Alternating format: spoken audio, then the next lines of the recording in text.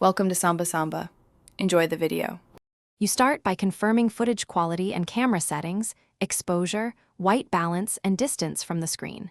Once imported, create a new composition matching your clip's resolution and frame rate. Apply keylight 1, 2 directly to the layer as your first keying effect and set screen color with the eyedropper on a mid-tone area. Make sure to solo the layer so you see alpha. This first key removes most background color and exposes obvious problem areas to refine next. Once the initial key shows the subject, switch keylight view to screen matte to judge alpha.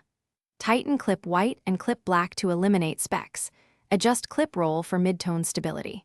Then revert to final result and dispill by nudging dispill, bias toward the subject's hue to restore natural skin tones. Add simple choker for thin edge cleanup and use a tiny matte blur to soften harsh edges. Make sure to preview motion frames to catch flicker or color shifts and correct them now. You complete the composite by positioning the subject layer over your background and using a garbage matte to exclude unwanted areas. Match luminance and color with curves and hue/saturation, then add a subtle film grain or blur to integrate sharpness differences.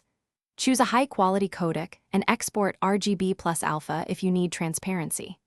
Troubleshooting tip: if fringes persist, duplicate the keyed layer, offset slightly, and use inverted matte on the duplicate to paint out residual edges.